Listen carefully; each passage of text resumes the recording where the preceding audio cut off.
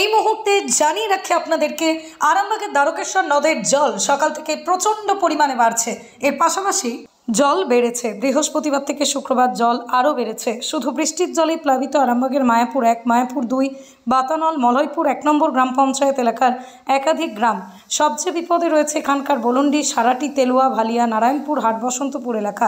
এখানে জল এতটাই বাড়ছে যে ছাত্রছাত্রীরা স্কুল যেতে পারছে না, তাই স্কুল কর্তৃপক্ষ পরীক্ষা বাতিল করেছে। প্রথম 2 দিন পরীক্ষা স্থগিত রাখা হয়েছে। এদিকে ডিভিসি থেকেও জল ছাড়া হয়েছে, তাতে আরও বিপদ বাড়ার আশঙ্কা রয়েছে আরামবাগ গ্রামীণ এলাকায়। অপরদিকে আরামবাগ শহরেও অবস্থা খারাপ। এখানেও বেশ কিছু ওয়ার্ডে এলাকায় জল ঢুকছে। বাড়ির মধ্যে জল ঢুকে ব্যাপক দুর্ভোগের মধ্যে পড়েছে মানুষজন। সীমাহীন কষ্টে প্রশাসন নীরব। অবিলম্বে সরকারি সাহায্যের দাবি তুলেছেন জলমগ্ন এলাকার মানুষ। এ বিষয়ে আরও কি জানা যাচ্ছে বিস্তারিত দেখুন 24 আওয়ার্স আরামবাগের রিপোর্ট।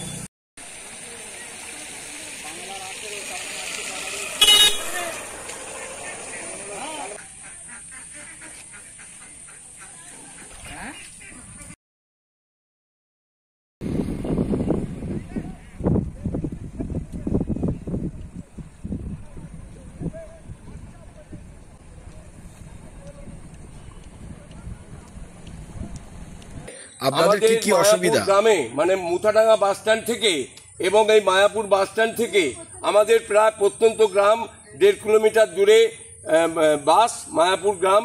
আমাদের এই যে ঘরবাড়ি, প্রায় জলের তলায় আমরা একটা দ্বীপে বাস করছি। প্রশাসন কোনো এখনো পর্যন্ত একটা নৌকো পাঠায়নি, ব্যবস্থা নিচ্ছে না। এই যে একটি খাল, এটা আছে দ্বারকেশ্বর এবং মুন্ডেশ্বরী নদীর সঙ্গে যোগ আছে, এত পানা ভর্তি। আমরা বারবার বিডিও অফিসে দরখাস্ত দিচ্ছি, করছি, এই খালটা কোনোটায় সংস্কার করছে না। তার ফলে এই আমাদের পিচ রাস্তা মুথাডাঙ্গা থেকে মায়াপুর থেকে সারাটি, যেটা মলয়পুর রাস্তার সঙ্গে সংযোগ, এখান দিয়ে কত মানুষ যাতায়াত করে, কত গাড়ি যায়, কিন্তু গাড়ি সব বন্ধ। পিচ রাস্তার ওপরে 1 হাঁটুর ওপরে জল, কোথাও কোথাও 1 জাং। এর ফলে আমাদের খুব দুর্দশা। ছাত্রদের কোনো পরীক্ষার মানে এখান থেকে কোনো ছাত্র যেতে পারছে না। আজকে আমার ছেলের এক্সাম ছিল, প্রথম স্টার্ট হবে, কিন্তু এরকম এই অবস্থার জন্য, এত জল দুর্যোগের জন্য, এটা কোনো মানুষের হাত নেই, এটা তো একটা প্রাকৃতিক দুর্যোগ। সেই জন্যই 2 দিনের জন্য পরীক্ষাটাকে স্থগিত রাখা হয়েছে। মাস্টার মশাইরা বুঝে এইটা বলেছেন। আর এত জল যে বাইরে বেরোনোই যাচ্ছে না।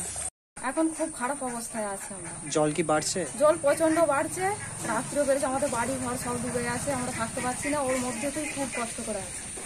কি চাইছেন তাহলে এখন? কি চাইছি মানে আমাদেরকে একটু বাড়ি দিলে একটু উঁচু হয়ে থাকতে পারতাম, না দিলে আমরা এরকম পরিস্থিতি কি করে থাকবো বলুন না। সরকার থেকে এখন কোনো সাহায্য করেছে? না, কোনো সাহায্য করেনি। প্রধান এসেছিল?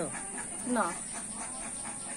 এটা কোন জায়গা? এটা ভালিয়া চাপে আমাদের বাতানল অঞ্চল, আরামবাগ মানে ব্লক বাতানল অঞ্চল।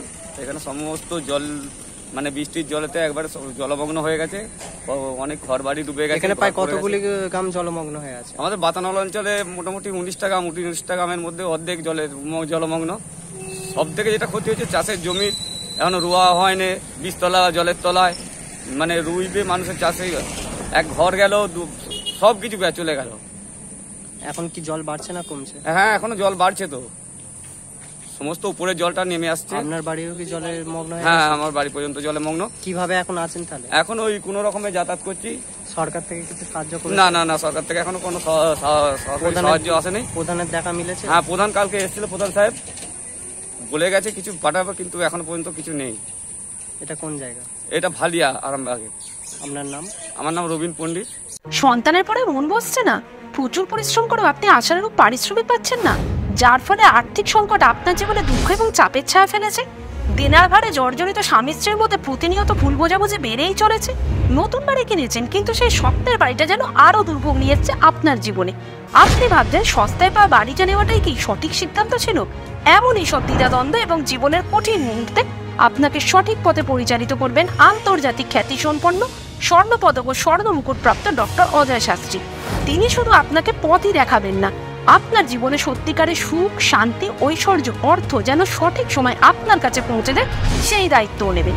তাঁর অভিজ্ঞতা এবং জ্ঞানের আলোতে আপনার জীবন হয়ে উঠতে পারে নিরুদ্বেগ ও সমৃদ্ধির পথে ধাবমান। তাই আর দেরি নয়, স্ক্রিনে দেওয়া নাম্বারে এখনই ফোন করে ডক্টর অজয় শাস্ত্রীর সাথে যোগাযোগ করুন। কে জানেন, হয়তো একটিমাত্র ফোনই আপনার জীবনকে বদলে দিতে পারে।